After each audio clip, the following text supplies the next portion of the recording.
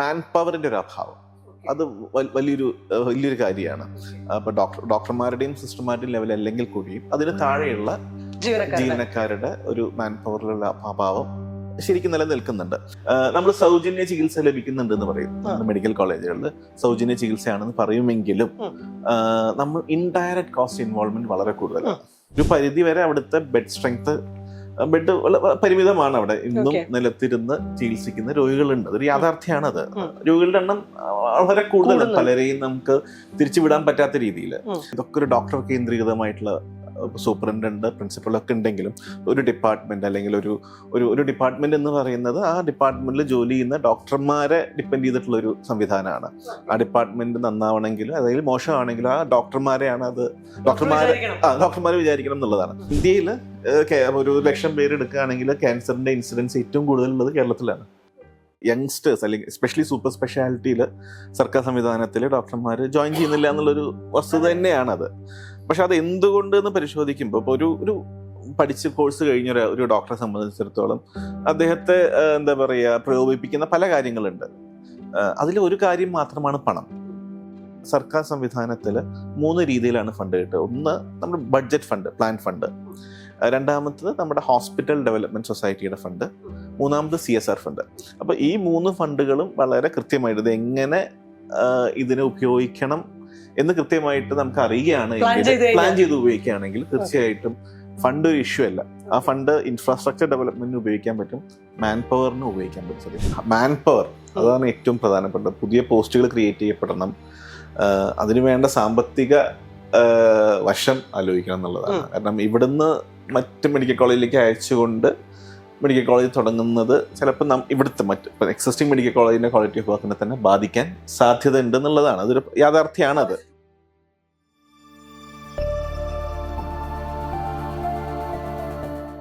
കേരളത്തിന്റെ ആരോഗ്യരംഗത്ത് വൻകിട കോർപ്പറേറ്റ് മൂലധനം വരികയും സ്വകാര്യ മേഖലയിലൊക്കെ അത്തരം മൂലധന നിക്ഷേപം വരുന്നതിനെ കുറിച്ചുള്ള ചർച്ച വളരെ വ്യാപകമാണ്. അതിന്റെ പാരലലി തന്നെ സർക്കാർ സംവിധാനങ്ങളെ എങ്ങനെ നവീകരിക്കണമെന്നും ഈ പറയുന്ന ലോകോത്തര നിലവാരത്തിൽ അല്ലെങ്കിൽ ഇപ്പോൾ നിലനിൽക്കുന്ന സ്വകാര്യ ആശുപത്രികളുടെ സംവിധാനത്തിലേക്കെങ്കിലും ഉയർത്തുക എന്നുള്ള അതാണ് ഇതിന് ബദലായിട്ട് നമുക്ക് കൊണ്ടുവരാൻ പറ്റുന്ന ഒരു ആശയം എന്നുള്ള രീതിയിൽ പറയാറുണ്ട്. നമ്മുടെ സർക്കാർ ആശുപത്രികളുടെ ഒരു അവസ്ഥയെക്കുറിച്ച് വിമർശനാത്മകമായിട്ട് തന്നെ സമീപിക്കണമെന്ന് തോന്നുന്നു. പക്ഷെ അത് മാറ്റാനുള്ള സംവിധാനങ്ങൾ കൊണ്ടുവരാനും പറ്റും.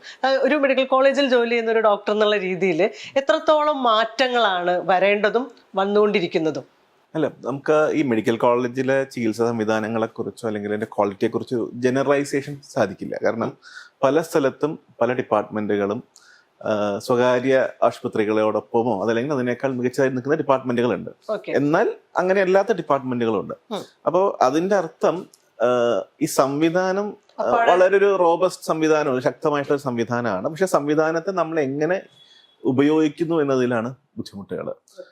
അതിൽ ഏറ്റവും പ്രധാനപ്പെട്ട ഒരു കാര്യം വെച്ചാൽ ഇതിന്റെ ഇപ്പോൾ പ്രധാനമായിട്ടും ഇതൊക്കെ ഒരു ഡോക്ടർ കേന്ദ്രീകൃതമായിട്ടുള്ള സൂപ്രണ്ടന്റ് പ്രിൻസിപ്പളൊക്കെ ഉണ്ടെങ്കിലും ഒരു ഡിപ്പാർട്ട്മെന്റ് അല്ലെങ്കിൽ ഒരു ഡിപ്പാർട്ട്മെന്റ് എന്ന് പറയുന്നത് ആ ഡിപ്പാർട്ട്മെന്റിൽ ജോലി ചെയ്യുന്ന ഡോക്ടർമാരെ ഡിപ്പെൻഡ് ചെയ്തിട്ടുള്ള ഒരു സംവിധാനമാണ്.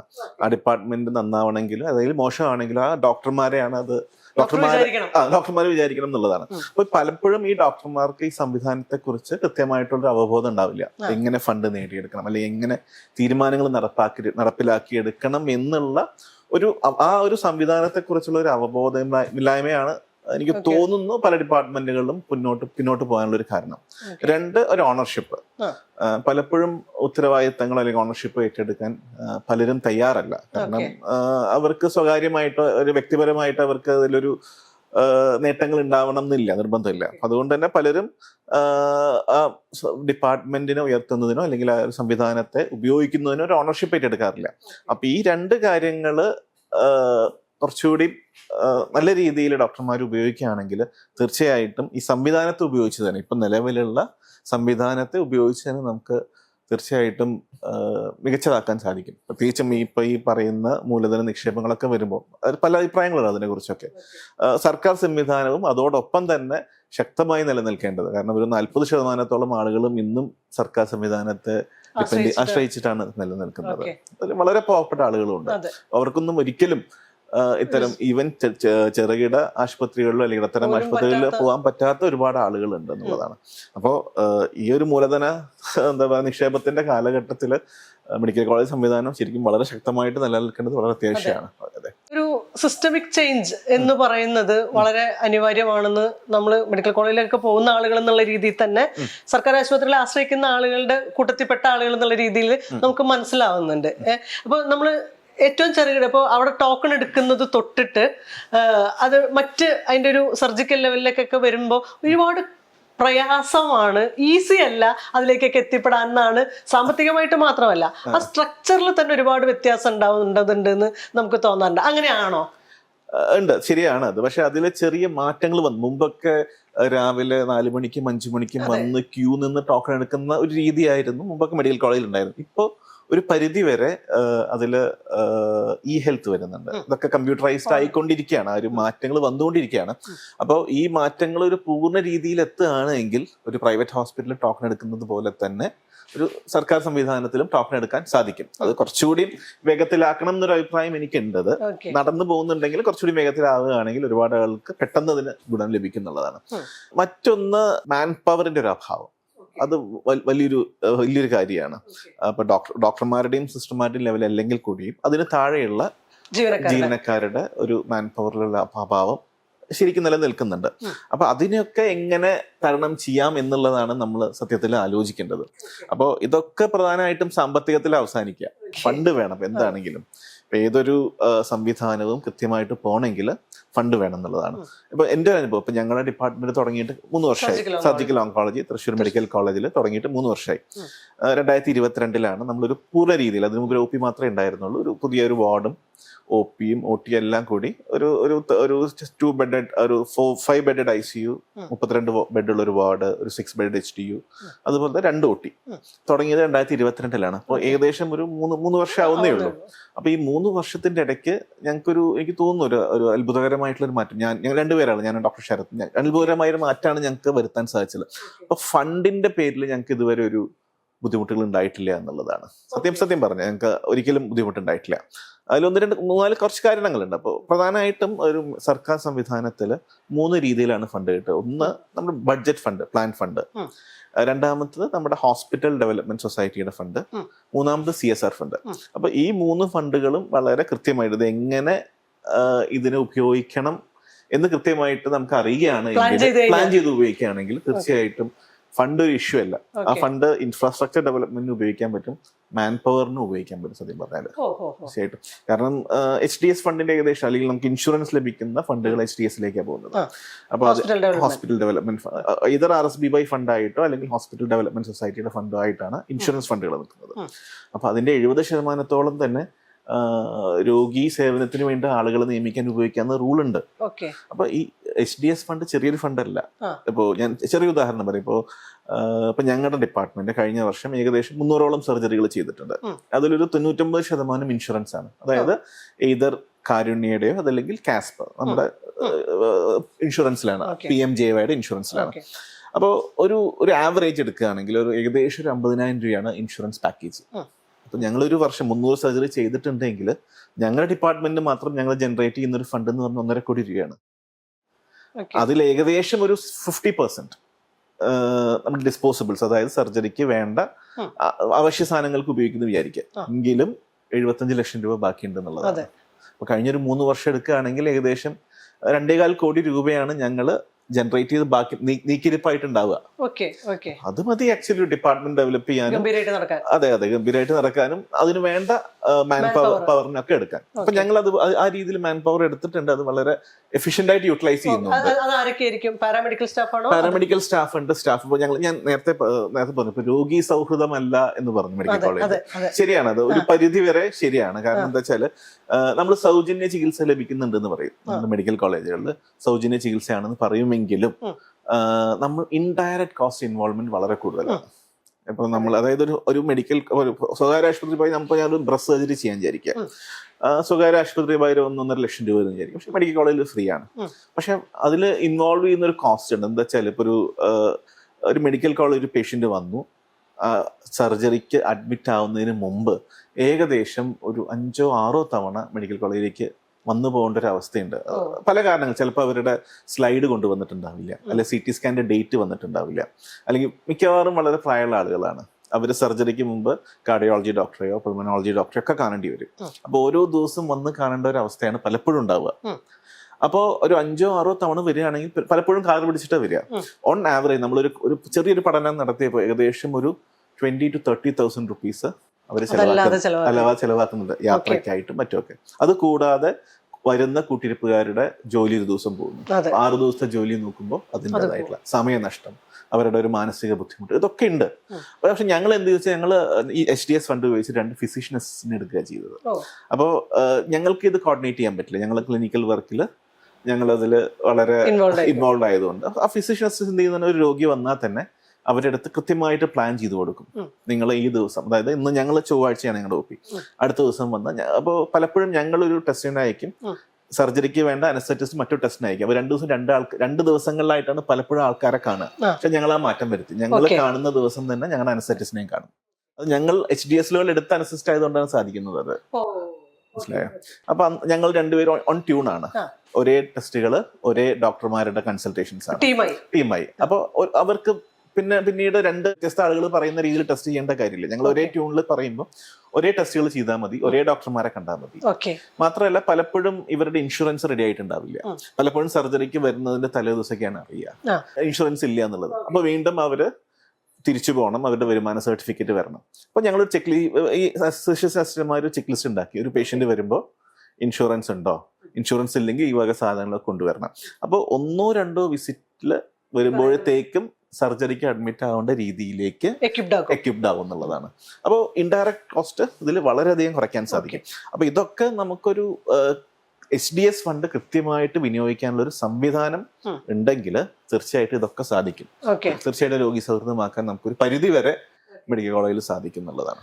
ഇത് മാത്രമല്ല, ഞാൻ ഇതേ ഫണ്ട് ഉപയോഗിച്ചിട്ട് 30% ഫണ്ട് നമുക്ക് ഇൻഷുറൻസ് ലഭിക്കുന്ന 30% ഫണ്ട് നമുക്ക് 30% എത്ര വേണമെങ്കിലും ഉപയോഗിക്കാം. നമുക്ക് തീർച്ചയായിട്ടും ഇൻഫ്രാസ്ട്രക്ചർ ഡെവലപ്മെന്റ്, പുതിയ എക്യുപ്മെന്റ്സ് വാങ്ങാൻ, പുതിയ ഇൻസ്ട്രുമെന്റ്സ് വാങ്ങാൻ, നൂതനമായിട്ടുള്ള സാധനങ്ങളൊക്കെ വാങ്ങാൻ നമുക്ക് ഉപയോഗിക്കാൻ സാധിക്കും. അപ്പോൾ എനിക്ക് തോന്നുന്ന ഒരു ഡിപ്പാർട്ട്മെന്റിനെ ഒരു പരിധി വരെ അവർ വിചാരിച്ചാൽ ഇതൊക്കെ നടക്കുന്നുള്ളതാണ്. ഹെഡ് മാത്രം പോരാ, സൂപ്രണ്ട്, ലൈസൻസ് ഓഫീസർ, അങ്ങനെ ആ ഒരു ടീം വിചാരിച്ചാൽ സാധിക്കും. പക്ഷെ ഞാൻ നേരത്തെ പറഞ്ഞു HDS ഫണ്ട് കാര്യക്ഷമമായിട്ട് ഉപയോഗിക്കണം. അപ്പൊ ഞാൻ നേരത്തെ പറഞ്ഞു ഞങ്ങൾ ജനറേറ്റ് ചെയ്യുന്ന ഫണ്ട് ഉണ്ടല്ലോ, അപ്പൊ അതിന് ചില സ്ഥലങ്ങളിൽ അതിന് മുഴുവൻ ഡിസ്പോസിബിൾസ് വാങ്ങുന്ന അവസ്ഥയുണ്ട്. ഒരു 50,000 രൂപ പാക്കേജ് ഉണ്ടെങ്കിൽ ഡോക്ടേഴ്സിന് ഇതിന്റെ എക്കണോമിക്സ് അറിയണം. 50,000 രൂപ ഉണ്ടെങ്കിൽ ഞാൻ 10,000 രൂപയ്ക്ക് വാങ്ങാൻ പാടുള്ളൂ. ബാക്കിയൊക്കെ ഒന്നെങ്കിൽ ഗവൺമെന്റ് സപ്ലൈയോ അല്ലെങ്കിൽ റീയൂസബിൾ സാധനങ്ങളോ ഉപയോഗിക്കുകയാണെങ്കിൽ 40,000 നമ്മുടെ HDSലേക്ക് പോകും എന്നുള്ളൊരു ബോധം ഡോക്ടർമാർക്കും വേണം. അങ്ങനെയുണ്ട്. റീയൂസബിൾ ആയിട്ടുള്ള കാര്യങ്ങൾ ഉപയോഗിക്കാം. ഗവൺമെന്റ് സപ്ലൈ ഉണ്ട്, ഗവൺമെന്റ് സപ്ലൈയിലുള്ള കാര്യങ്ങൾ ഉപയോഗിക്കാം. കുറച്ച് സർജിക്കൽ ടെക്നിക്സിൽ നമ്മളിപ്പോ കുടല് തുന്നാന്ന് വിചാരിക്കുക, കൈകൊണ്ടും തുന്നാം, സ്റ്റേപ്ലർ വെച്ചും തുന്നാം. സ്റ്റേപ്ലർ ആണെങ്കിൽ ഒരു 6,000-7,000 രൂപ വരും. കൈകൊണ്ട് തുന്നാണെങ്കിൽ ആകെ 500 രൂപ അല്ലെ 600 രൂപ വരുള്ളൂ. അപ്പൊ ഒരു 10 മിനിറ്റ് കൂടിയാലും കൈകൊണ്ട് തുന്നാൻ തീരുമാനിക്കുകയാണെങ്കിൽ 6,000 രൂപ HDSലേക്ക് പോകും. മാത്രമല്ല ഇപ്പൊ ഈ ഡിസ്പോസിബിൾസ് തന്നെ ഞാൻ പറഞ്ഞിരുന്നല്ലോ, ഈ ഡിസ്പോസിബിൾസ് തന്നെ ഒരു ഹൈ വോളിയം സെന്റേഴ്സ് ആണ് മെഡിക്കൽ കോളേജുകൾ. അപ്പോൾ നല്ലൊരു ബാർഗെയിനിങ് പവർ ഉണ്ട് നമ്മുടെ മെഡിക്കൽ കോളേജിലെ അതോറിറ്റീസിന്. ഈ കമ്പനികളുമായിട്ട് നന്നായി ബാർഗെയിൻ ചെയ്താൽ വളരെ ചുരുങ്ങിയ പൈസയ്ക്ക് നമുക്ക് നമ്മുടെ ഫാർമസിയിലെ ഡിസ്പോസിബിൾസ് എത്തിക്കാൻ പറ്റും. HDS, അതായത് അധികം നീതിയുടെ ഫാർമസിയിലോ അല്ലെങ്കിൽ HDS ഫാർമസിയിലോ ഈ ഡിസ്പോസിബിൾസ് എത്തിക്കാനും പറ്റും. അങ്ങനെയും ഒരുപാട് ലാഭം ഉണ്ടാക്കാൻ പറ്റും HDSന്. അപ്പോൾ ഇതൊരു വലിയൊരു സിസ്റ്റം വേണം. ഇതിന് വളരെ എഫിഷ്യന്റ് ആയിട്ട് മാനേജ് ചെയ്യുന്ന, വേണമെങ്കിൽ MBA കഴിഞ്ഞ ആളുകളെ തന്നെ ഇതിന് നിയമിക്കണം എന്നാണ് ഞങ്ങളുടെ അഭിപ്രായം. എല്ലാ ഡോക്ടർമാർക്കും ഇതിൽ ഇൻവോൾവ് ചെയ്യാൻ പറ്റണമെന്നില്ല പോളിസി. കാരണം അവരുടെ ഒന്നെങ്കിൽ അവരുടെ ക്ലിനിക്കൽ വർക്ക്സിൽ വ്യാപൃതരാവാം, അല്ലെങ്കിൽ ചിലപ്പോൾ ഇതിലൊന്നും താല്പര്യമില്ലാത്ത ആൾക്കാരുണ്ടാവാം, ക്ലിനിക്കൽ ഇതിൽ മാത്രം താല്പര്യമുള്ള ആൾക്കാരുണ്ടാവാം. അപ്പോൾ ഇതിനൊക്കെ എന്താ പറയുക, മാനേജ് ചെയ്യാൻ വളരെ എഫിഷ്യന്റ് ആയിട്ടുള്ള ഒരാളുകൂടി, അതും വേണമെങ്കിൽ HDS ഫണ്ടിൽ നിന്ന് നിയമിക്കാവുന്നതേ ഉള്ളൂ. സത്യം പറഞ്ഞാൽ എന്തായാലും ലാഭമേ തരുള്ളൂ സത്യം പറഞ്ഞാൽ. അല്ല, ഇതുപോലെ ചെയ്യുന്ന ആളുകളുണ്ട്, ഡിപ്പാർട്ട്മെന്റുകളുണ്ട്. ഇപ്പൊ കോട്ടയത്ത് ജയകുമാർ സാറിന്റെ കാർഡിയോതൊറാസിക്, പല സ്ഥലത്തും ഇപ്പൊ നേരത്തെ പുനലൂർ ഹോസ്പിറ്റലുകള്, എറണാകുളം ഹോസ്പിറ്റൽ, ഇതൊക്കെ കാലിക്കറ്റിലെ ശ്രീ ജയൻ സാർ, ഇപ്പൊ ഞങ്ങളുടെ തന്നെ licence officer doctor C Raveendran, ഇവരൊക്കെ തന്നെയും ഇത്തരത്തില് വളരെ കാര്യക്ഷമമായിട്ട് HDS ഫണ്ടിനെ പ്ലാൻ ചെയ്ത് യൂസ് ചെയ്യുന്നതുണ്ട്. അപ്പൊ അത്തരം സ്ഥലങ്ങൾ ഡിപ്പാർട്ട്മെന്റ് ഡെവലപ്പ് ചെയ്തിട്ടുണ്ട്. ഒരു സർക്കാർ സ്വകാര്യ ആശുപത്രിയോളം തന്നെ അല്ലെങ്കിൽ അതിനേക്കാൾ നന്നായിട്ട് വർക്ക് നടക്കുന്ന ഡിപ്പാർട്ട്മെന്റുകളും ഉണ്ട്. സത്യത്തിൽ ഇത് ഒരു ഡിപ്പാർട്ട്മെന്റിൽ ഇത്രയും കാര്യങ്ങൾ ചെയ്യാമെന്നുണ്ടെങ്കിൽ ഇത് ഒരു പോളിസി ലെവലിൽ തന്നെ ഇത് ഈ രീതിയിൽ പ്ലാൻ ചെയ്ത് കഴിഞ്ഞാൽ ഗംഭീരമായിട്ട് വളരെ വളരെ ഈസി ആയിട്ട് ചെയ്യാൻ പറ്റുന്ന ഒരു കാര്യമല്ലേ ആക്ച്വലി? അല്ല, ഇതിലൊരു പ്രശ്നം എന്താ വെച്ചാൽ ഇതൊരു ഫോളോ അപ്പ് വേണം. എല്ലാത്തിനും ഫോളോ അപ്പ് വേണം, നിരന്തരമായിട്ടുള്ള ഫോളോ അപ്പുകൾ വേണം. കാരണം അത് എല്ലായിടത്തും അങ്ങനെയാന്ന് തോന്നുന്നു. കാരണം ഇപ്പൊ ഞങ്ങൾക്കൊരു ഇൻസ്ട്രുമെന്റ് വേണമെന്ന് പറഞ്ഞാൽ ഞങ്ങളൊരു ലെറ്റർ കൊടുക്കും. ഞാൻ നേരത്തെ പറഞ്ഞു ബഡ്ജറ്റ്, പ്ലാൻ ഫണ്ടിൽ എപ്പോഴും എല്ലാ വർഷവും ആളുകൾ ചോദിക്കും എന്തൊക്കെയാണ് നിങ്ങളുടെ ആവശ്യങ്ങൾ. അപ്പോൾ മെഡിക്കൽ കോളേജിലെ എല്ലാ ഡിപ്പാർട്ട്മെന്റുകളും എഴുതി കൊടുക്കുകയും ചെയ്യും ഇന്ന ആവശ്യങ്ങളുണ്ട്. അത് പ്രിൻസിപ്പൽ തലത്തിൽ അത് ഏകോപിപ്പിച്ച് അവർ DMEയിലേക്കും സർക്കാരിലേക്കും പോകും. അതിലൊരു 75-80% കിട്ടില്ല. അല്ല, കൊടുക്കാൻ പറ്റില്ല. കാരണം ആവശ്യമുള്ളതും ആവശ്യമില്ലാത്തതൊക്കെ ആവശ്യപ്പെടും ഡിപ്പാർട്ട്മെന്റിൽ ചോദിച്ചാൽ. അതെല്ലാം നമ്മുടെ ബഡ്ജറ്റിൽ ഒതുങ്ങൂല്ല. കാരണം അതങ്ങനെ അത് നമ്മുടെ ഹെൽത്തിന് എനിക്ക് തോന്നുന്നു 3-4% മാത്രമേ എക്സ്പെൻഡിച്ചർ ഉള്ളൂ നമ്മുടെ ബഡ്ജറ്റിൽ. അതെ. അപ്പോൾ ഈ എല്ലാ സർക്കാർ സംവിധാനത്തിൽ ആവശ്യപ്പെടുന്ന കാര്യങ്ങളെല്ലാം കൊടുക്കാൻ സാധിക്കില്ല. പക്ഷെ അവിടെ നമ്മൾ കിട്ടിയില്ല എന്ന് വെച്ചാൽ അവിടെ ഇരിക്കാൻ പാടില്ല എന്നുള്ളതാണ്. നമുക്ക് ഒരു വ്യക്തമായിട്ടുള്ള പ്രൊജക്റ്റോട് കൂടി നമ്മൾ കിട്ടാത്ത കാര്യങ്ങൾ നമ്മുടെ നെക്സ്റ്റ് ലെവലിൽ നമ്മൾ ധരിപ്പിക്കണം. പ്രിൻസിപ്പൽ ലെവലിൽ, DME ലെവലിൽ ഞങ്ങൾ ഇന്നതൊക്കെ ആവശ്യപ്പെട്ടിരുന്നു, അത് ഇതില്ലാത്തത് കൊണ്ട് ഇത്ര പേഷ്യൻസിനെ നമുക്ക് റെഫർ ചെയ്യേണ്ടി വന്നു, അല്ലെങ്കിൽ ഈ ചികിത്സ നൽകാൻ പറ്റിയില്ല എന്നൊരു വിത്ത് ഡാറ്റ ജസ്റ്റിഫിക്കേഷൻ.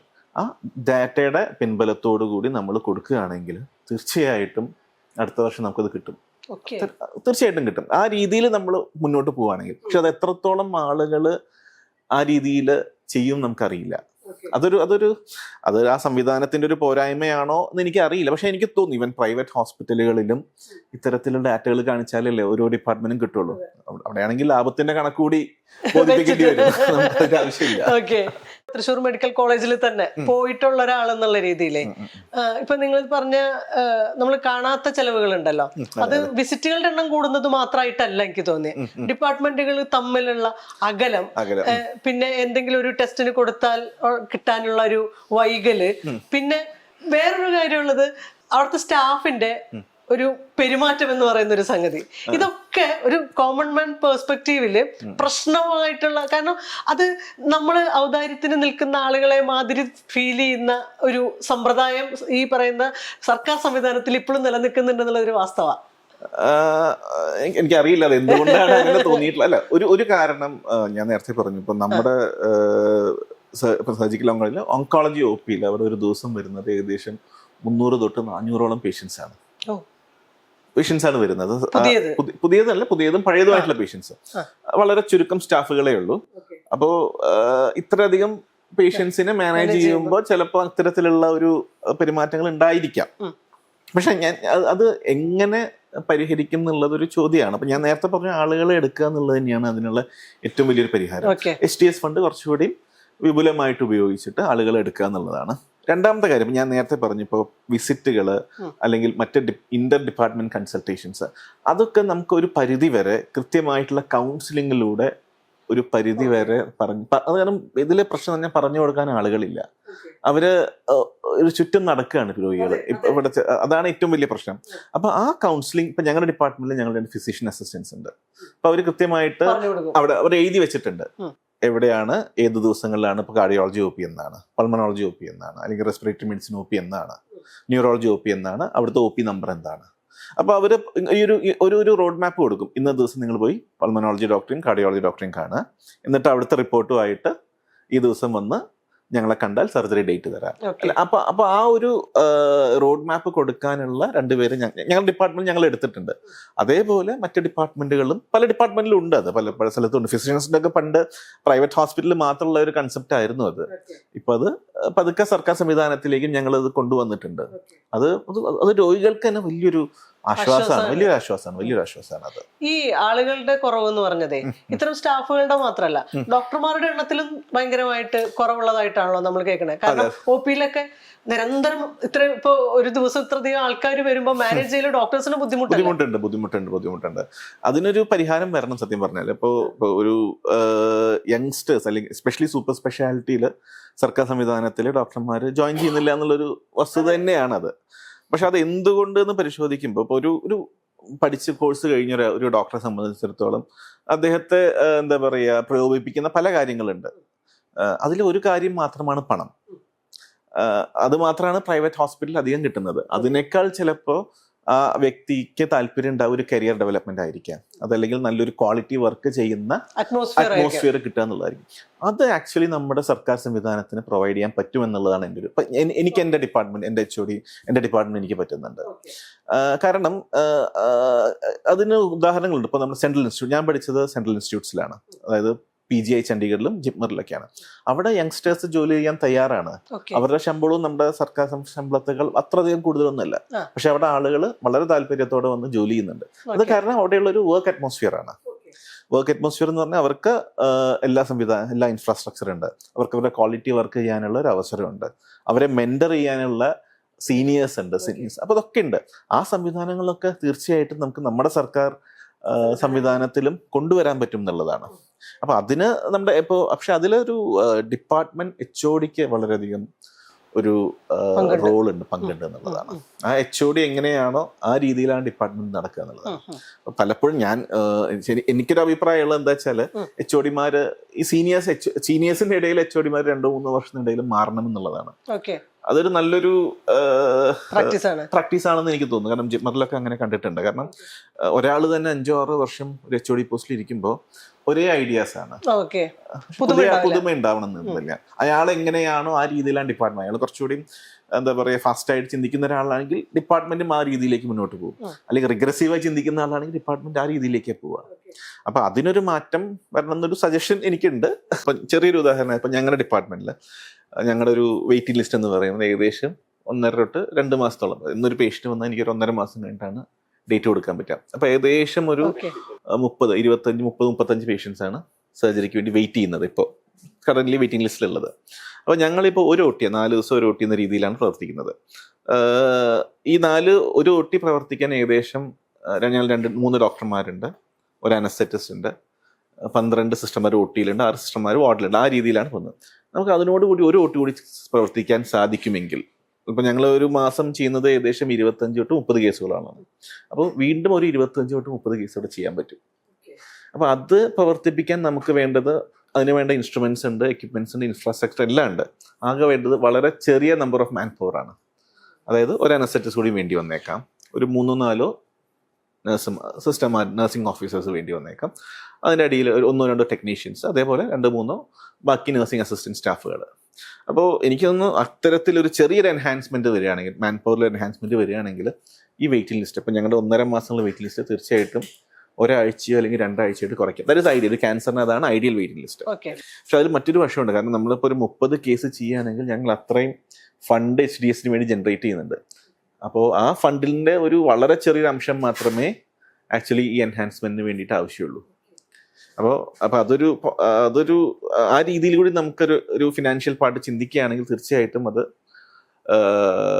ഒരുപാട് രോഗികൾക്ക് ഉപകാരപ്പെടും. അതിനുള്ളൊരു ശ്രമത്തിലാണ് ഞങ്ങൾ. ഈ ഡെവലപ്മെന്റിനെ ബേസ് ചെയ്തുകൊണ്ട്, ഇപ്പൊ ഇത്തരം കാര്യങ്ങളൊക്കെ ബേസ് ചെയ്തുകൊണ്ട് ഈ ഡോക്ടേഴ്സും സൂപ്രണ്ടും HOD ഒക്കെ ഉൾപ്പെടെയുള്ള റെഗുലർ ആയിട്ടുള്ള മീറ്റിംഗ്സ് നടക്കാറുണ്ട്. സർക്കാർ വളരെ കാര്യക്ഷമമായിട്ടുള്ള മീറ്റിങ്ങുകൾ. ഇപ്പോൾ എന്താ പറയുക, ഒരു കോർപ്പറേറ്റ് രീതിയിൽ എങ്ങനെയാണോ മീറ്റിംഗ് അതേ രീതിയിൽ തന്നെ നമ്മുടെ മെഡിക്കൽ കോളേജിൽ മീറ്റിംഗ് നടക്കുന്നത് ഞാൻ കണ്ടിട്ടുണ്ട്. ഫുൾ പ്രൊജക്റ്റുമായി വന്നിട്ട് പഴയ മിനിറ്റ്സ് ഒക്കെ ഡിസ്കസ് ചെയ്ത് പുതിയ മിനിറ്റ്സുകളാക്കി വളരെ കാര്യക്ഷമമായിട്ടുള്ള മീറ്റിംഗുകൾ നടക്കാറുണ്ട്. അപ്പോൾ Thrissur medical college one of the most happening medical college ആണ് ആക്ച്വലി തൃശ്ശൂർ മെഡിക്കൽ കോളേജ്. ഒരുപാട് പുതിയ സൂപ്പർ സ്പെഷ്യാലിറ്റി ബ്ലോക്ക് വരുന്നുണ്ട്, അവിടെ മദർ ആൻഡ് ചൈൽഡ് ബ്ലോക്ക് വരുന്നുണ്ട്, ഓങ്കോളജിയിൽ വമ്പിച്ച വ്യത്യാസങ്ങൾ വന്നിട്ടുണ്ട്. അപ്പോൾ വളരെ തൃശ്ശൂർ മെഡിക്കൽ കോളേജിൽ സത്യം പറഞ്ഞ ഈ സംവിധാനങ്ങൾ വളരെ നല്ല രീതിയിൽ നടക്കുന്നുണ്ട്. കാരണം അത്ര ഒരു എഫിഷ്യന്റ് ആയിട്ടുള്ളൊരു ടീം ഉണ്ട് ആക്ച്വലി ഇവിടെ. ഈ മെഡിക്കൽ കോളേജുകളെ സംബന്ധിച്ച് ഭയങ്കര വൈരുദ്ധ്യം ഫീൽ ചെയ്യുന്ന ഒരു സംഗതിയാണ്. അതായത് ചികിത്സയിലുള്ള ആളുകളുടെ വിശ്വാസം എന്ന് പറയുന്നതിന് അതിൻ്റെ തുല്യ പങ്കുണ്ട്. ഡോക്ടേഴ്സിന്റെ പഠനത്തിന്റെ ഒരു സംഗതി, അതിനൊരു വാല്യൂ ഒക്കെ മെഡിക്കൽ കോളേജിലെ ഡോക്ടർ, സർക്കാർ ആശുപത്രികളിലെ ഡോക്ടേഴ്സ് എന്ന് പറഞ്ഞു കഴിഞ്ഞാൽ മറ്റേത് സ്വകാര്യ ആശുപത്രികളിലെ ഡോക്ടർമാരെക്കാൾ കൂടുതൽ എത്തിക്കൽ വാല്യൂ കൂടുതൽ ജനങ്ങൾ കൊടുക്കുന്ന ഒരു സംഗതി ഉണ്ട്. പക്ഷെ അതേ സമയം തന്നെ ഏറ്റവും സാമ്പത്തികമായിട്ട് താഴെ നിൽക്കുന്ന ആളുകൾ ആശ്രയിക്കുന്ന ഒരു സംഗതി എന്ന് വെച്ചാൽ അതിന്റെ അർത്ഥം എന്താണെന്ന് വെച്ചാൽ സാമ്പത്തികമായി ഉയർന്നു നിൽക്കുന്ന ആളുകൾ മെഡിക്കൽ കോളേജുകളിലേക്ക് പല കാരണങ്ങൾ കൊണ്ട് വരുന്നില്ല എന്നുള്ളതാണ്. അതിൽ മാറ്റം വരുന്നുണ്ട് കേട്ടോ. അതൊരു ഇപ്പൊ ഞങ്ങള് കഴിഞ്ഞ മാസം ഓപ്പറേറ്റ് ചെയ്ത 5-6 പേഷ്യൻസ് പ്രൈവറ്റ് വാർഡുകൾ അന്വേഷിച്ചു വന്ന പേഷ്യൻസ് ആണ്. അതായത് പ്രൈവറ്റ് വാർഡ് എന്ന് പറഞ്ഞാൽ അവർക്ക് ഇൻഷുറൻസ് കിട്ടില്ല, അവരുടെ കയ്യിൽ നിന്ന് പണം ചെലവാക്കി ചികിത്സിക്കാൻ താല്പര്യമുള്ള ആൾക്കാർ, പക്ഷെ ശേഷിയുള്ള ആൾക്കാർ, ചികിത്സിക്കാൻ താല്പര്യമുള്ള ആൾക്കാർ. അപ്പൊ അതിനൊരു വ്യത്യാസം വരുന്നുണ്ട്. പിന്നെ വിശ്വാസ്യത എന്ന് പറഞ്ഞതിൽ അവർക്ക് സാമ്പത്തികമായിട്ട് നേട്ടങ്ങളൊന്നുമില്ല. ഓരോ ചികിത്സയും ആവശ്യമുള്ള ചികിത്സയെ നിഷ്കർഷിക്കൂ എന്നുള്ള ഉത്തമമായിട്ടുള്ള ഒരു ബോധം ജനങ്ങൾക്കുണ്ട്. അതാണ് ഏറ്റവും പ്രധാനപ്പെട്ട ഒരു കാര്യം. പിന്നെ ജനങ്ങൾ ആരോപിക്കുന്നത് പോലെ ഡോക്ടർമാർ അങ്ങനെ നൈതികത ഇല്ലാത്ത ആളുകളൊന്നുമല്ല. മറ്റുള്ളവരുടെ നന്നാവണം, അവരുടെ പണത്തിനും സമയത്തിനും വില കൽപ്പിക്കുന്ന ആളുകൾ തന്നെയാണ് ഡോക്ടർമാർ. സത്യം പറഞ്ഞാല് അതൊക്കെ പ്രാധാന്യം കൊടുക്കുന്ന ആൾക്കാരാണ്. നേരത്തെ പറഞ്ഞില്ലേ, ഇപ്പൊ അറ്റ്മോസ്ഫിയർ ഡോക്ടേഴ്സിന് തന്നെ ഇപ്പൊ ഈ പ്രൊഫഷൻ എന്ന് പറയുന്നത് മറ്റു പ്രൊഫഷനുകളെ മാതിരിയല്ല, ഭയങ്കര ഡിഫറെന്റാ. നമ്മുടെ മുമ്പിൽ നിൽക്കുന്നത് കൃത്യമായ ശരീരങ്ങളാണ്, രോഗികളാണ്. അപ്പൊ അവരോടുള്ള കമ്മിറ്റ്മെന്റ് എന്നുള്ളത് അത് നമ്മൾ പഠിക്കാൻ തീരുമാനിക്കുന്ന കാലം തൊട്ടിട്ട് തന്നെ നമുക്കറിയാലോ, നമ്മൾ ഇടപെടാൻ പോകുന്നത് ഇന്ന ആളുകളുടെ ഇന്ന രീതികളിലാണെന്ന് അറിയുന്ന ഒരു കമ്മിറ്റ്മെന്റ് ഉണ്ട്.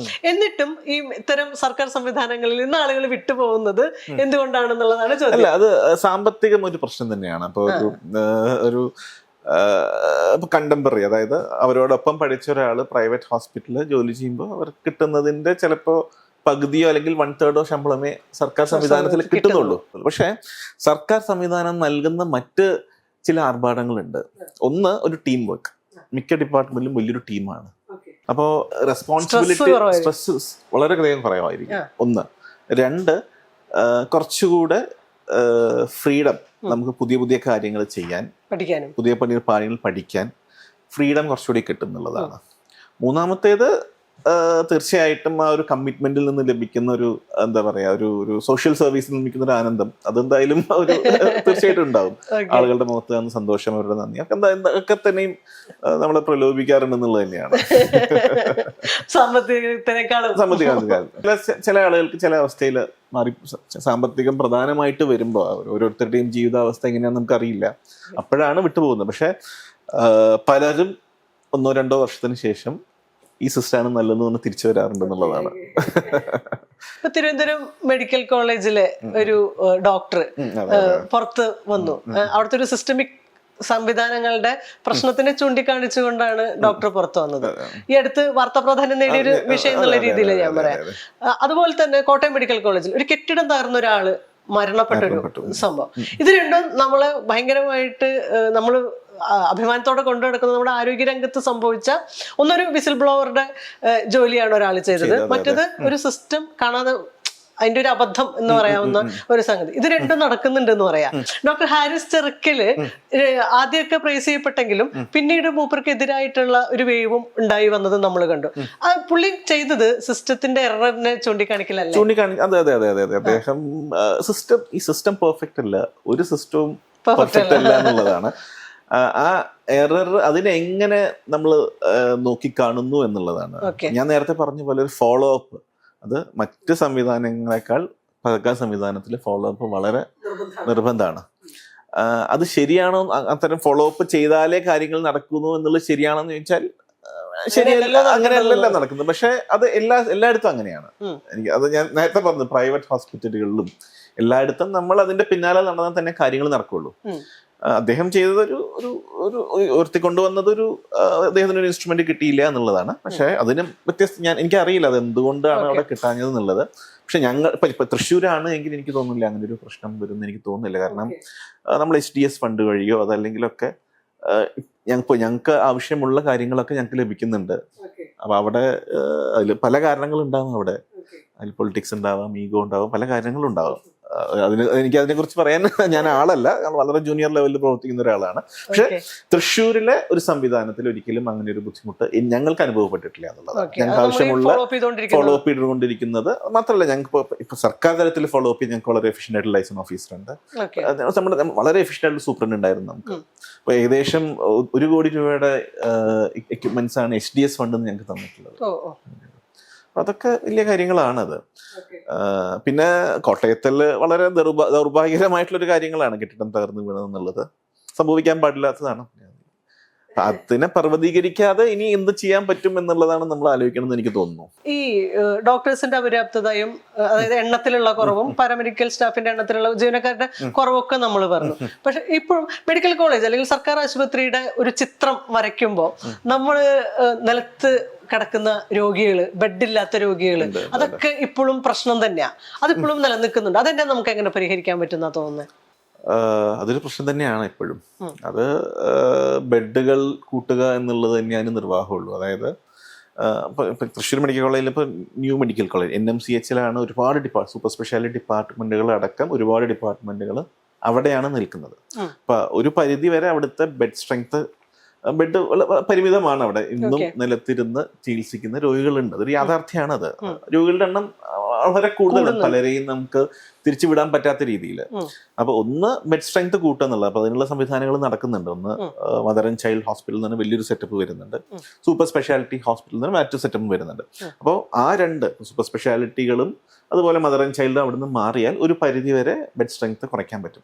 പിന്നീട് മറ്റൊരു കാര്യം എന്ന് വെച്ചാൽ നമ്മുടെ ഡിസ്ട്രിക്ട് ഹോസ്പിറ്റൽസും താലൂക്ക് ഹോസ്പിറ്റലുകളും ഒക്കെ ശാക്തീകരിക്കുക എന്നുള്ളതാണ്, എംപവർ ചെയ്യുക എന്നുള്ളത് തന്നെയാണ്. അപ്പോൾ ഒരു പരിധി വരെ ഇത്തരത്തിലുള്ള രോഗികളെ അവിടെ ചികിത്സിക്കുന്ന രീതിയിലേക്ക് എല്ലാവരും മെഡിക്കൽ കോളേജിലേക്ക് വരാത്ത രീതിയിൽ മറ്റ് വികേന്ദ്രീകരണം നടത്തുക എന്നുള്ളതാണ്. അങ്ങനെ ശക്തിപ്പെടുന്നുണ്ടോ? ശക്തിപ്പെടുന്നുണ്ട്, നല്ല രീതിയിൽ ശക്തിപ്പെടും. എറണാകുളം ജനറൽ ഹോസ്പിറ്റൽ, പുനലൂർ ഹോസ്പിറ്റലുകൾ, ഒരുപാട് ഒരു മിക്ക ഡിസ്ട്രിക്ട് ഹോസ്പിറ്റലുകളിലും ഇപ്പോൾ വളരെ ക്വാളിറ്റി വർക്കുകൾ നടക്കുന്നുണ്ട് എന്നുള്ളതാണ്. അല്ല, ഇത് ഈ ഒരു ഇപ്പൊ നമ്മുടെ രാജ്യം, നമ്മുടെ 1.5 ബില്യൺ ആളുകളുടെ പോപ്പുലേഷനുള്ള രാജ്യത്ത് വളരെ പതുക്കെ നടക്കുള്ളൂ. ഇത് എല്ലാവർക്കും സമഗ്രമായ ആരോഗ്യം എന്നുള്ളത് ഒരു ബേസിക് ലെവലിൽ നൽകാൻ പറ്റുമെങ്കിലും ഈ സ്പെഷ്യലൈസ്ഡ് ആയിട്ടുള്ള ചികിത്സകൾ തീർച്ചയായിട്ടും കുറച്ച് എല്ലാവർക്കും നേരത്തെ പറഞ്ഞതുപോലെ ഒരുമിച്ച് ഒരു സമയബന്ധിതമായിട്ട് കൊടുക്കുക എന്നുള്ളത് ഒരു ബുദ്ധിമുട്ട് തന്നെയാണ്. സമയമെടുക്കും അതിന്. ഈ പുറത്ത് പഠിച്ചിട്ടുള്ള ഒരാളെന്നുള്ള നിലയ്ക്കും കൂടി ഇപ്പൊ ഇന്ത്യയുടെ മറ്റ് സംസ്ഥാനങ്ങളിലെ സ്റ്റാറ്റിസ്റ്റിക്സും കേരളത്തിലെ സ്റ്റാറ്റിസ്റ്റിക്സും തമ്മിൽ ഭയങ്കര അന്തരമാണല്ലോ. ക്വാളിറ്റിയില് ഒക്കെ, ക്വാളിറ്റിയിൽ മാത്രമല്ല അവയർനെസ്സില്, അങ്ങനെ ഒരുപാട് കാര്യങ്ങളില്. അവിടത്തേക്ക് അവസ്ഥ യഥാർത്ഥത്തിൽ ഞാൻ പോസ്റ്റ് ഗ്രാജുവേറ്റ് PGI ചണ്ഡീഗഡിലാണ്. അപ്പൊ അവിടെ ഞങ്ങളുടെ കാഷ്വാലിറ്റി എന്ന് പറഞ്ഞാൽ വലിയൊരു ചന്തയാണ്. അത്രയൊന്നും നമ്മുടെ കേരളത്തിലെ കോളേജുകളിൽ ഇല്ല എന്നുള്ളതാണ് എൻ്റെ ഇത്. വളരെ വലിയൊരു ചന്ത. കാരണം അവിടെ എന്ന് പറയുമ്പോൾ, ഞാൻ ചണ്ഡീഗഡ് എന്ന് പറയുമ്പോൾ UP, ജമ്മു ആൻഡ് കാശ്മീർ, ഹിമാചൽ പ്രദേശ്, പഞ്ചാബ്, ഹരിയാന, ഈ 4 സംസ്ഥാനങ്ങളിൽ നിന്ന് വരുന്ന രോഗികൾ ഇരട്ട ഇൻസ്റ്റിറ്റ്യൂട്ടിനെയാണ് ആശ്രയിക്കുന്നത്. നമ്മുടെ അവിടെ അങ്ങനെ ഒരു അവസ്ഥയൊന്നുമില്ല. 1-2 ഡിസ്ട്രിക്ട്സിന് ഒരു നല്ലൊരു മെഡിക്കൽ കോളേജ് ഉണ്ട് എന്നുള്ളതാണ് യാഥാർത്ഥ്യം. ഇപ്പൊ മെഡിക്കൽ കോളേജുകളുടെ എണ്ണം 12 സർക്കാർ ലെവലിലുണ്ട് എന്ന് പറയുമ്പോഴും ഇനിയും പക്ഷെ ആ മെഡിക്കൽ കോളേജുകൾ ഉണ്ടാക്കിയത് പോലും മറ്റു മെഡിക്കൽ കോളേജുകളിൽ നിന്നുള്ള ആളുകളെ വെച്ചിട്ട് തന്നെയാണെന്നാണല്ലോ അങ്ങനെയാണല്ലോ. അപ്പൊ ഈ കൂടുതൽ മെഡിക്കൽ കോളേജുകളുടെ ആവശ്യം, എയിംസിന്റെ ആവശ്യം ഒക്കെ ഉയർന്നുകൊണ്ടിരിക്കുന്നുണ്ട് പാരലലി. അപ്പൊ ഇത് എങ്ങനെ പരിഹരിക്കാൻ? ഞാൻ പറഞ്ഞല്ലോ, അതായത് മാൻ പവർ, അതാണ് ഏറ്റവും പ്രധാനപ്പെട്ടത്. പുതിയ പോസ്റ്റുകൾ ക്രിയേറ്റ് ചെയ്യപ്പെടണം. അതിനുവേണ്ട സാമ്പത്തിക വശം ആലോചിക്കണം എന്നുള്ളതാണ്. കാരണം ഇവിടുന്ന് മറ്റ് മെഡിക്കൽ കോളേജിലേക്ക് അയച്ചുകൊണ്ട് മെഡിക്കൽ കോളേജ് തുടങ്ങുന്നത് ചിലപ്പോൾ ഇവിടുത്തെ മറ്റ് എക്സിസ്റ്റിംഗ് മെഡിക്കൽ കോളേജിന്റെ ക്വാളിറ്റി ഓഫ് വർക്കിനെ തന്നെ ബാധിക്കാൻ സാധ്യത ഉണ്ട് എന്നുള്ളതാണ്. അതൊരു യാഥാർത്ഥ്യമാണ്. ബാധിച്ചിട്ടുണ്ടായിരിക്കാം. അപ്പോ അത് പുതിയ പോസ്റ്റുകൾ ക്രിയേറ്റ് ചെയ്യുക എന്നുള്ളതാണ്. അത് ഗവൺമെന്റിന് അത് എത്രത്തോളം സാമ്പത്തിക ബാധ്യത അഫോർഡ് ചെയ്യാൻ പറ്റും എന്നുള്ളതാണ് ചോദ്യം. എനിക്ക് എൻ്റെ ഒരു സജഷൻ വെച്ചാൽ മെഡിക്കൽ കോളേജുകളിൽ ഉണ്ടാക്കുന്നതിനേക്കാൾ അതിനുപരിയായിട്ട് district hospital, specialty centre, specialty hospitals, district hospitals തന്നെ സൂപ്പർ സ്പെഷ്യാലിറ്റി ഹോസ്പിറ്റലുകളായിട്ട് ഉയർക്കാനുള്ളൊരു ഫണ്ട് കൊണ്ടുവരികയാണെങ്കിൽ ചികിത്സ നടക്കുക. അവിടെ കുറച്ചുകൂടി ബെഡ് സ്ട്രെങ്ത് കൂട്ടുക, കൂടുതൽ സ്പെഷ്യാലിറ്റി കൊണ്ടുവരികയാണെങ്കിൽ ചികിത്സ കുറച്ചുകൂടി കാര്യക്ഷമമായി നടക്കുമ്പോൾ ഈ മെഡിക്കൽ കോളേജുകൾ കുറച്ചുകൂടി ഡീകൺജസ്റ്റഡ്, ഫ്രീ ആവുന്നതാണ് എൻ്റെ ഒരു സജഷൻ. CSR ഫണ്ടും ഈ ഹോസ്പിറ്റൽ ഡെവലപ്മെന്റ് ഫണ്ടിനോടൊപ്പം തന്നെ പ്രാധാന്യം ഉള്ളതാണെന്ന് പറഞ്ഞല്ലോ. എന്തൊക്കെ തരത്തിലുള്ള CSR ഫണ്ടാണ് നമുക്ക് കിട്ടാൻ സാധ്യത? ആരൊക്കെ ആയിരിക്കും അത്? എവിടെ നിന്നൊക്കെയാണ് കിട്ടാൻ സാധ്യത? ഇപ്പൊ ഞങ്ങള് കഴിഞ്ഞ വർഷം സമീപിച്ച മിക്ക കമ്പനികളും അവരുടെ CSR ഫണ്ട് ഗവൺമെന്റ് ഹോസ്പിറ്റലുകൾക്ക് തരാൻ തയ്യാറാണ് സത്യം. കാരണം അവർക്കറിയാം ഇത് കൃത്യമായിട്ട്. ഡിപ്പാർട്ട്മെന്റാണ് സമീപിക്കുന്നത്. ഡിപ്പാർട്ട്മെന്റുകളാണ് സമീപിക്കുന്നത്. താല്പര്യമുള്ള ഡിപ്പാർട്ട്മെന്റ് മേധാവികളാണ് സമീപിക്കുന്നത്. സത്യം പറഞ്ഞാൽ ഞങ്ങൾക്ക് കഴിഞ്ഞ വർഷം ഏകദേശം 35 ലക്ഷത്തോളം രൂപ സൗത്ത് ഇന്ത്യൻ ബാങ്ക് തന്നു. HDU സെറ്റപ്പ് ചെയ്യാൻ ഒരു 6 bedded state of art HDU, അതായത് ICU നേരെ ഷിഫ്റ്റ് ചെയ്ത പേഷ്യൻസിനെ മോണിറ്റർ ചെയ്യാൻ പറ്റുന്ന വളരെ നല്ലൊരു HDU, ഏറ്റവും ബെസ്റ്റ് HDU നമുക്ക് സ്ഥാപിക്കാൻ സാധിച്ചു എന്നുള്ളതാണ്. അതിൽ 2 കാര്യങ്ങൾ. ഒന്ന്, അവർക്ക് ബോധ്യപ്പെടണം കൃത്യമായിട്ട് ഈ ഡോക്ടർമാർ അല്ലെങ്കിൽ ആ ഡിപ്പാർട്ട്മെന്റ് ഈ സംവിധാനങ്ങളെ കൃത്യമായിട്ട് ഉപയോഗിക്കുന്നുള്ളത്. പലപ്പോഴും സംഭവിക്കുക എന്താ വെച്ചാൽ അവർ ഇൻസ്ട്രുമെന്റ്സും എക്യുപ്മെന്റ്സും വാങ്ങി തന്നാലും അത് എന്തെങ്കിലും ഒരു കേടുപാട് സംഭവിച്ചാൽ പിന്നീട് ആരും അത് തിരിഞ്ഞു നോക്കാത്തൊരവസ്ഥ കാണാറുണ്ട്. അതൊരു സത്യമാണത്. അപ്പൊ അതിന് അങ്ങനെയൊന്നും സംഭവിക്കാൻ പാടില്ല എന്നുള്ളതാണ്. മെയിൻ്റെനൻസ് ഓണർഷിപ്പ് വേണം. ഇപ്പൊ നമ്മുടെ സ്വന്തം എക്യുപ്മെന്റ്സ് എന്ന രീതിയിൽ ഇപ്പൊ അതിനെന്തെങ്കിലും സംഭവിച്ച ഉടനെ തന്നെ അതിൽ ആളുകളെ വിളിച്ച് നന്നാക്കാനുള്ള ഒരു ഇത് വേണം. ഒരു കാര്യം അതിന് ഫണ്ട് ഞാൻ പറഞ്ഞ നേരത്തെ SDS ഫണ്ടൊക്കെ അതിന് ഉപയോഗിക്കാനും പറ്റും. പിന്നെ ഇതിൽ മറ്റൊരു കാര്യം നമ്മളിപ്പോൾ പല വെൻഡേഴ്സിനെയും വിട്ട് നമ്മൾ ശരിയാക്കിയാലും അവർക്ക് ചിലപ്പോൾ ഫണ്ട് കിട്ടാൻ ഡിലേ വരാറുണ്ട് പലപ്പോഴും. അത് ഓഫീസിലെ ചില കാര്യങ്ങൾ നടപടിക്രമമുള്ള സങ്കീർണതകളൊക്കെയാണ്. പക്ഷെ അവിടെയും ആക്ച്വലി ഡോക്ടർമാരെ ഇടപെടണം എന്നുള്ളതാണ്. കാരണം പലരും ഈ പല വെൻഡേഴ്സും ശരിയാക്കുന്ന വെൻഡേഴ്സൊക്കെ വളരെ റോൾ ചെയ്ത് ജീവിക്കുന്ന ആളുകളാവും. ഈ പണം കുറച്ചു കാലം വൈകിയാൽ തന്നെ ചിലപ്പോൾ അവരുടെ ജീവിതത്തെ ബാധിക്കുന്ന രീതിയിലുള്ള ആളുകളായിരിക്കും പലതും. അപ്പോൾ അതും ഡോക്ടർമാരുടെ ഒരു ഉത്തരവാദിത്തമായിട്ട് എടുക്കണം എന്നുള്ളതാണ്.